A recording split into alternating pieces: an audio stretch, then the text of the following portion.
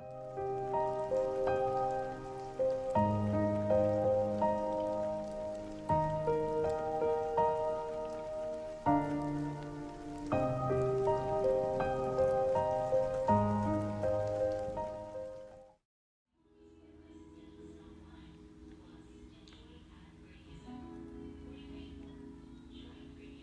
were standing at the foot of the summit, with the want and yearning to climb it further, higher, and finally to its very top.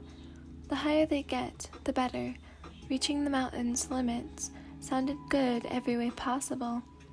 That was what they all came here for, after all. And then there was you, who happened to come along with them. And although you knew it won't do you any good as the manager, you came anyway. They've insisted you to. Your job was only to clean up after your upperclassmen's mess, offer them water and advice, and wish them their best, nothing else. Why would you need working out and let them wake you up as early as 4 a.m.? You were already in good shape and build, and you were content with only that.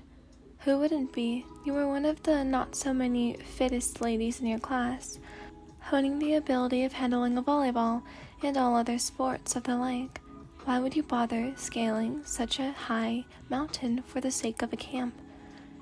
Even the previous manager might have declined. Come on, everyone, it's just a mile away, Takada, your teacher in physical education, said. And barely there. You complain as you huff, stomping your way to the front. Tsukishima was right behind you, but he doesn't seem to mind when you did. You and Hinata had been in a fit once you had gotten past him, claiming that he shouldn't be out front, that he'd be the first one to reach the top. The same happened with the 2 third years, Tanaka and Nishinoya. Why the long face? It hadn't been a mile yet before the summit. You broke into a scowl.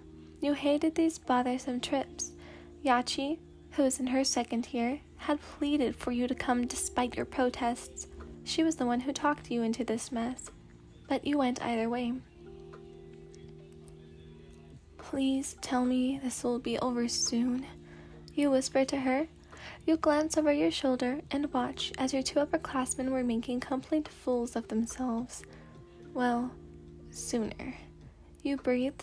It can't be that long. The trek should be done just a mile ago, where they read the sign that they aren't allowed to walk further up the incline. You try to feign injuries and cramps, with everybody seemingly to have bought your little play, but they knew better.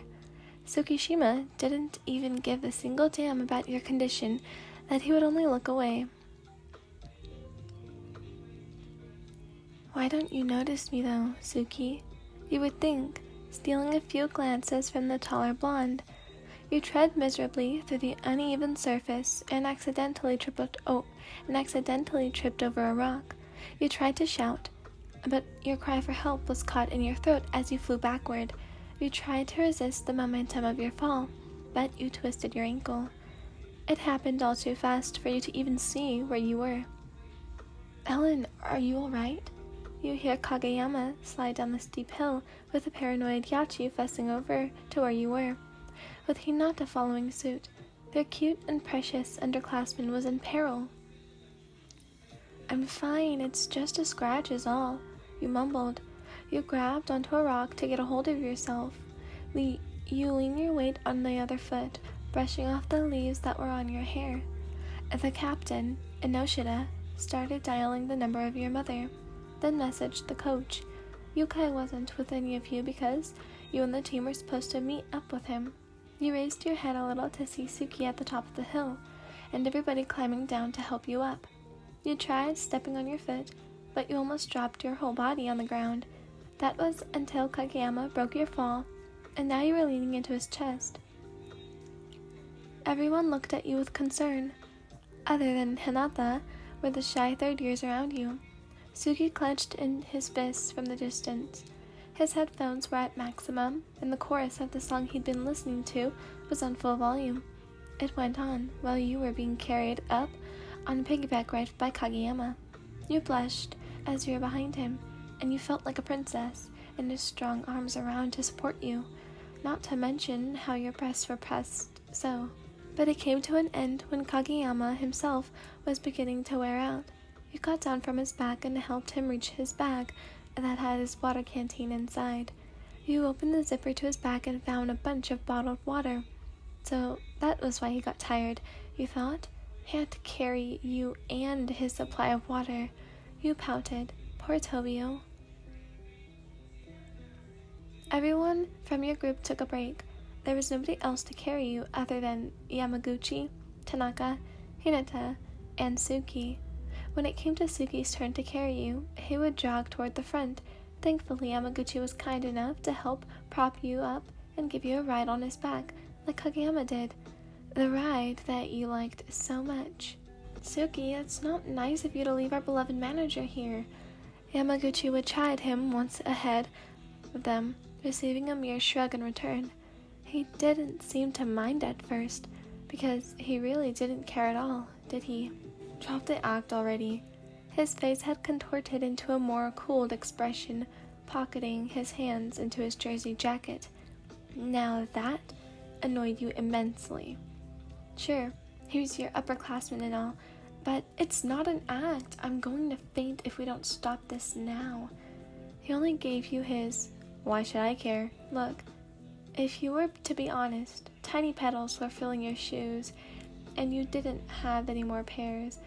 Also, the soles were wearing out from its use. It was from your siblings, while yours was in the wash. You and the others were so close to the top, where the lodge you and the team would spend the night. Hinata was the first to get there, with the rest tailing behind him in an equal amount of speed. They were all tired, save you and Suki. Once there, you almost immediately got accustomed to the terrain, but you chose to store your strength for later, so you won't really collapse on the way there. Luckily, you had brought along with you your earphones to keep you hyped up even after your injury. Not the fake ones, but the real one that gave you agonizing pain in your ankle. Suki also had a pair of headphones to listen to when you and the others came to a stop to list down your names for a room. You and Suki were the last to arrive. With all the rooms being taken, you begged Yachi to share a room with her, but Hinata and Kageyama were with her for the night to tutor them for the upcoming finals.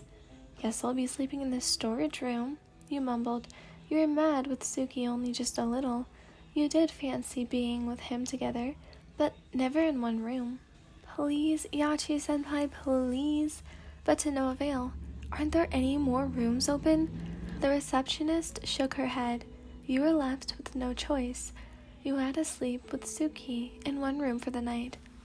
But there was still dinner. You ran down the hall once you'd set everything down, and you've thrown your bags into your room that you share with Suki. You had your ankle now in a bandage, so it didn't so much as hurt anymore. You felt like a lost kid, and that a feeling of fear bubbled in your gut. You crossed the stairs up and down, only to get lost deeper and slowly losing your energy. Karasuno was still new to this place. So are you. Might as well go back. Might as well go back. You whisper, only to bump into a tall guy's chest and recognize that it was Kageyama-senpai. You call out in surprise as you fell to your behind. He reached out for your hand, and you gladly took it, despite of what happened earlier that day. Whoa, easy there, you might trip again. He picked you up, then knelt down to inspect your ankle. I forgot, you need an ankle brace, don't you?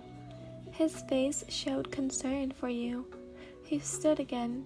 You noticed that he was like a tower. Would you, I don't know, walk to the cafeteria with me, if you're fine with it?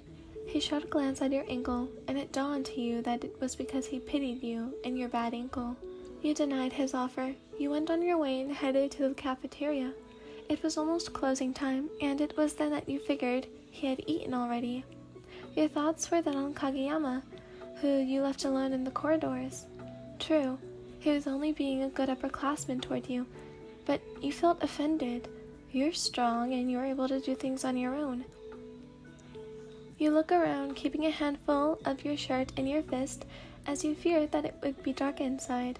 Clenching your eyes shut and bracing yourself for the worst, you push the door open. Light shone onto your eyelids that were closed tightly. The whole place was abandoned and barren. You looked over to the selection of food that were domed behind the glass, yet no one was there to take your order. It was deserted. Everything remained untouched, so perpetually white and flawless. No dirt was there to dot the floors, or spilled rice and sauce that stained the pristinely clear tables. No one was there to destroy the peace. Hey, Ellen. You jumped back in surprise. What the heck? You mumbled as the voice appeared to be Suki, who was sat on the table with his head rendered in his arms. Last you checked the entire area, there was no one there. Ghost! You begin to panic, backing up against the wall. Your eyes didn't believe what you were seeing. You scream once more to notify the others. When you hear the apparition, doppelganger of Suki, you mean him sigh.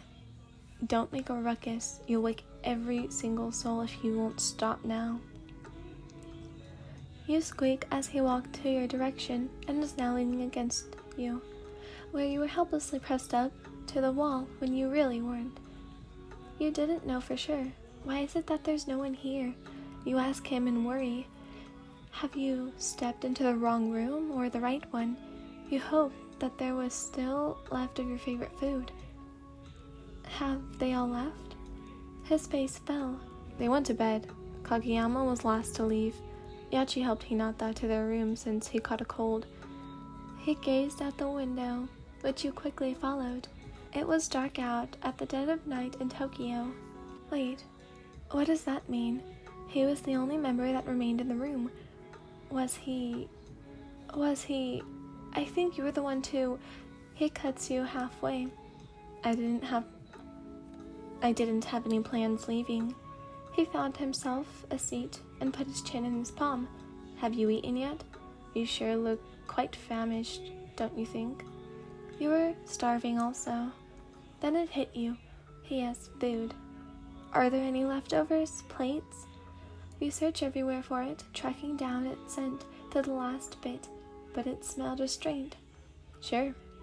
He lends you a plate from the stacked up trays just behind him. He went to sit beside you. He went to sit beside the collection of platters that hid away the meals. I knew you were hungry. He smiled as you scooped as much ice cream. So that was why the sweet aroma was muffled. Thank you. He smiles even more, but you didn't seem to mind. I wonder if this tastes even better with... Oh, do you have condiments? You liked condiments such as ketchup when you were eating French fries with Yamaguchi, although he never lets you ruin the fries. He nods, bringing out a small packet of it. You ate your meal in great haste, feeling the aching desire of your stomach to gulp down every single last bit of the meal. I'm stuffed, you declare, raising your hand, stressing that you are full. Clean up and let's go to bed. You fluster a little at his statement, earning a blush from him. He brought up what you said, that you claimed the storage room, and it made you shot up to protest, except for the fact that you stepped on the wrong foot, only to end up hurting your ankle. The beds are separate, are they not? He turns away. Many questions ran in your head. And why did he save you a meal? Why are you being so nice to me? It kind of feels different. You questioned his kindness, almost rudely, but you backed away, apologizing. I owe you. Remember when it was my turn to have you on my back and walked away? He says, and this time I ignore you? Geez, it's hard to say. He pulls out the ankle brace he was wearing the whole time that you, Yamaguchi, and Kageyama knew. Here, you need these better than I do.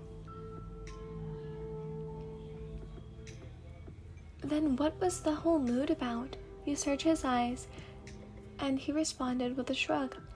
You knew he had an accident, so you didn't pester him to carry you. It's Kageyama. You know, he's so careful regarding your health. Well, I don't so much as show mine. Anyway, I don't like it when you're with him. I feel so awkward and angry when I see the both of you getting along so well. It's... damn. He clenched his hands with great difficulty, handling his speech. He adjusted his glasses and drew a breath. Most people want to be the sun, to brighten up your day. But I would rather be the moon that shines down in your darkest hour. You blush. You never get cheesy or sweet compliments, let alone his words in your life. That waps why you had your mind screaming. You really don't know how to respond to that, other than saying your thanks. Then, I'm grateful that you are, you say. Would you let me be your moon? He too didn't know how either, but he likes you. He really, really does. Yeah. You squealed and threw your arms around him.